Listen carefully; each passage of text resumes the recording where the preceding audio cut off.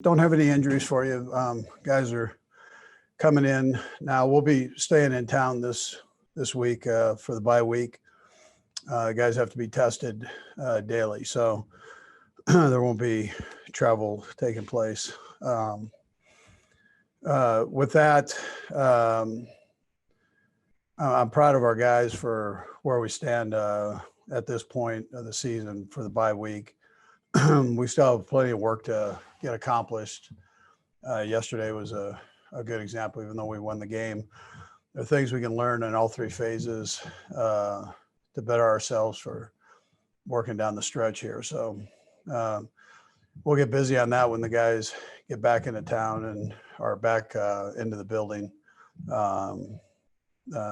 this next week here. So all in all, though, I thought there were some good individual performances yesterday against what I think was a good football team, and will continue to be a good football team as they go forward. I mean, I think of the things that they've had to get done in a short period of time with a new coaching staff coming in, with the pandemic going on and so on. Matt's really done a nice job with that group, and they've got good talent. They drafted some good young players and showed yesterday in the way they played. But I'm most proud of our guys and the job that they did of battling through. And if there was any question on the makeup of the team and the want to, I think that was a pretty good example yesterday when things needed to be done, they got done, and we were able to finish the game with a win. Anyways, with that, time's yours. Go first to Bob Fesco. Go ahead, Bob.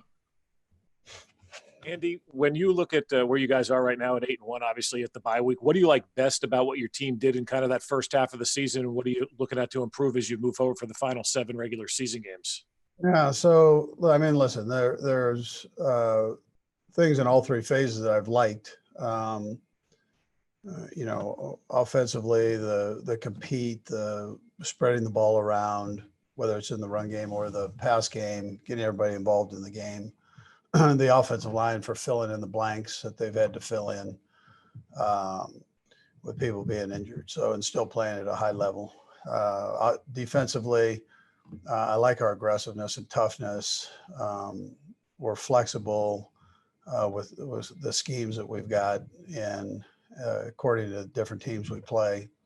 I think we've gotten better against the run game as we've gone forward. And yet both sides of the ball, we've got all this room to improve. So, and then special teams, we've done a good job with our coverage teams, and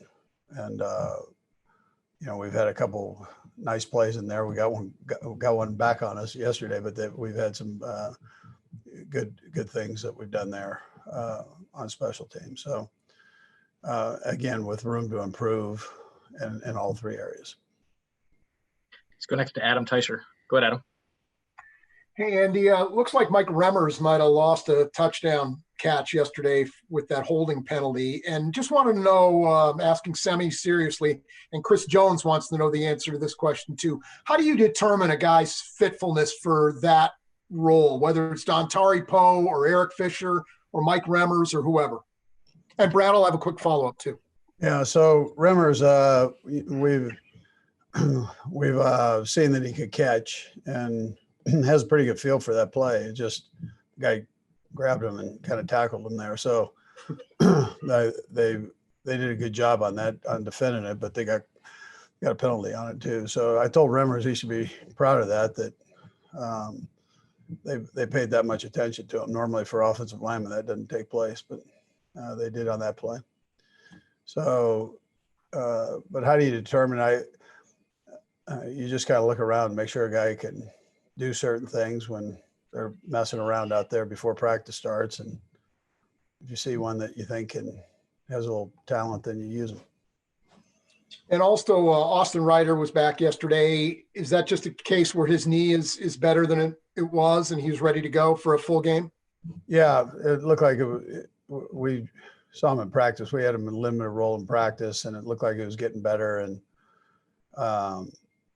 so we felt like he could jump back in and work back in there. Let's go next to Aaron Ladd. Go ahead, Aaron.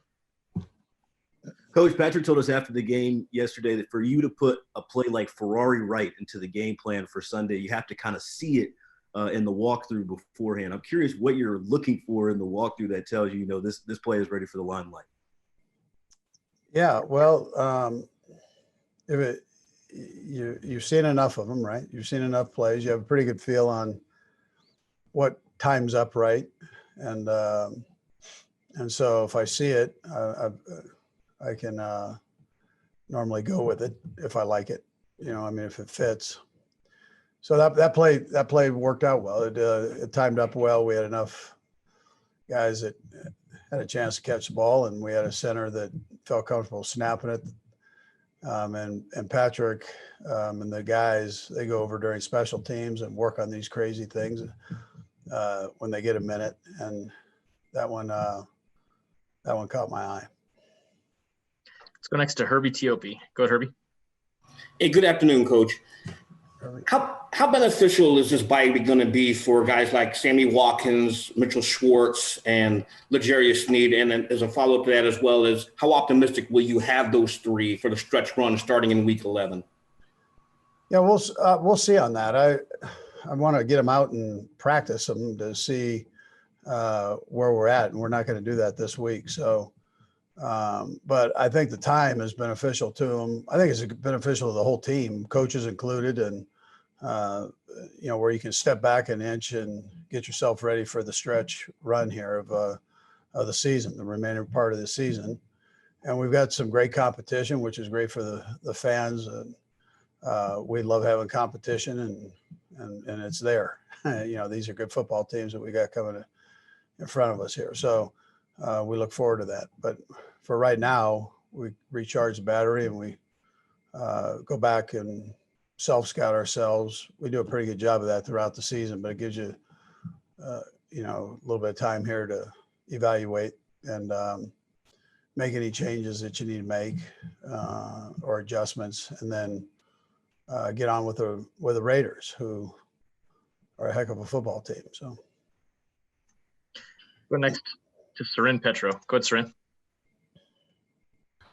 Coach, I know you talked a lot about kind of the relationship you had with Matt Rule and Britt and everybody and all that. But now that you've gone against him, and I know you had some kind things to say about him beforehand, but has anybody, fired as many bullets as he fired? Fourth downs, fake punts, onside kicks. I mean, you always talk about how you guys kind of have a bullseye. I mean, literally the kitchen sink was thrown at you. Can you think of a game where somebody did as many things that would maybe be considered to be extreme as Matt Rule did in that game, and just your reaction to it? Yeah, well, he had the machine gun loaded, man. I mean, it was it was impressive.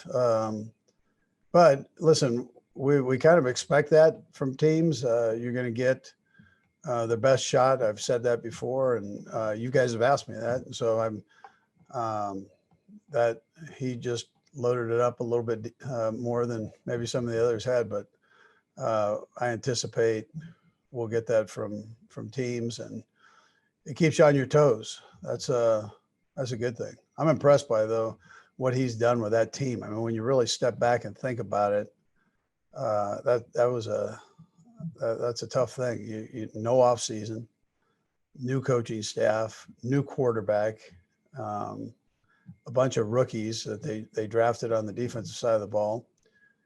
And here you go. And then whatever injuries take place during the season, or guys opt out, go on, guys retire. One of their better players retired. And now he puts together this team. I mean, I have a ton of respect for him. Let's go next to Sam McDowell. Go ahead, Sam. Hey, Andy.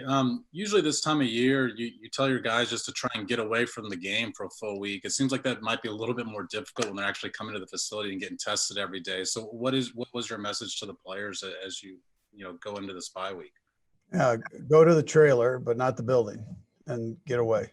Right, stay in that trailer. But I want them to step back and rest up, and so. And I want the coaches to do the same. The coaches will work a couple days here, but I want them to do the same thing. And there's a point where you've got to do that. And but we'll crank as coaches. We'll crank here for a couple of days. Players don't need to do that. They need to get their bodies back where it's comfortable and feels good for the stretch here, and the best they possibly can. If they need treatment, the building's open for that. Let's go next to Pete Sweeney. Go ahead, Pete.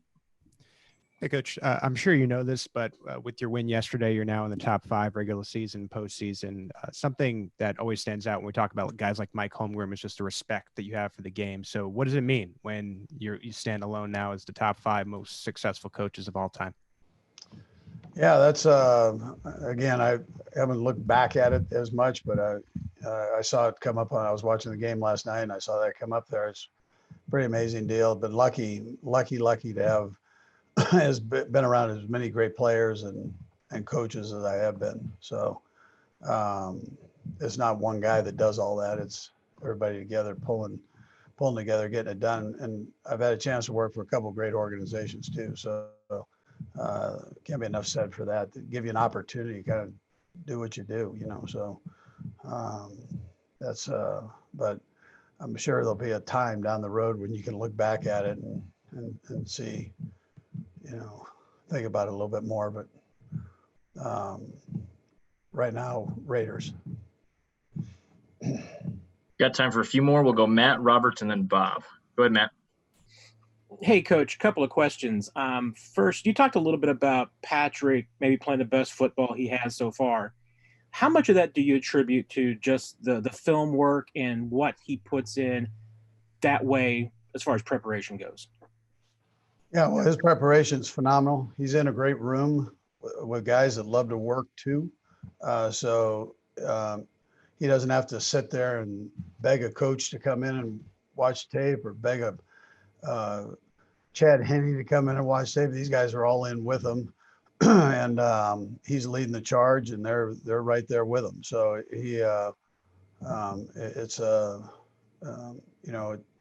it's a great environment for him. It's headed up by Eric. I mean, nobody works harder than Eric Bieniemy, and so he's able to organize that and keep the guys going. Mike Kafka is relentless that way too, and Patrick, Chad. I mean, that it's just a good. It's a healthy room, and so you can build a foundation there. I mean, as you watch the tape, you can bounce things off of one of these people that are in there, and it's kind of a check and double check system that they've got, and it works. So, but I love Patrick's approach to the game. I love his approach every day, is consistency. Some guys are up and down, and you get a different person one day and another guy the next day. I mean, this guy is the same guy every day, and he's going to bring it. And he's going to bring it on the field. He's going to bring it off the field, and he's smart. So it's great. I've said this before, but it's great for young kids to know that it's not just all talent, but it's the hard work that goes into it. Exploit what you've got, make it even greater than what you have right now, and you can always work on it to become better. Along those same lines of playing their best football, does Travis fit in that category? Is this kind of maybe the best you've seen him play in his time? And would he be like maybe an MVP type candidate if you didn't have a quarterback like Patrick? Well, I think the world of him. I mean, he's got a great feel for the game. Nobody loves to play more than he does. I mean, he's right up there. He's still fired up at 30 plus here, and wants to be better every day. I mean, he tells me every day, man, I'm just going to work to get better, and you get enough of those kind of guys, and we're lucky to have some, where we get enough of those guys and good things normally happen. Go next to Robert Ribson. Go ahead, Robert. Hey, Coach. So obviously there are a lot of things you guys are going to be looking at heading into Raiders Week, but is the missed PATs, is that something that's high of a priority for you guys to fix, or is it something you're confident Harrison Butker can get past?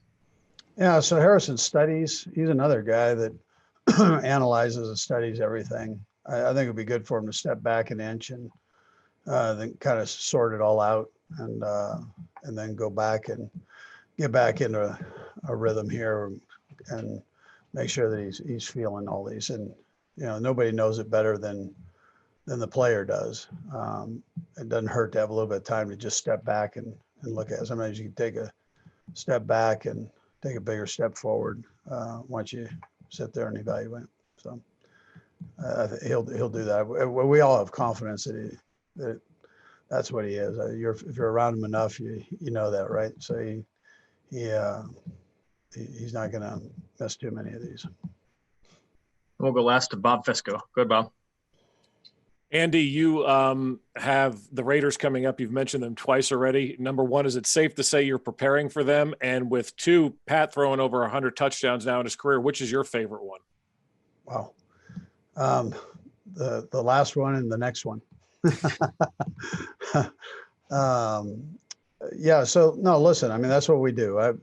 We move on, and you learn from the game that you're in, win or lose, you'll learn certain things. And you know, one of the keys in this business is try not to make the same mistake twice. And if you can do that, you're going to keep moving forward, I think. So, and the Raiders are the next opponent. And so they're not, it's a AFC West team. They're not too far. It's a rival. It's not too far away from your memory as you go through here this week.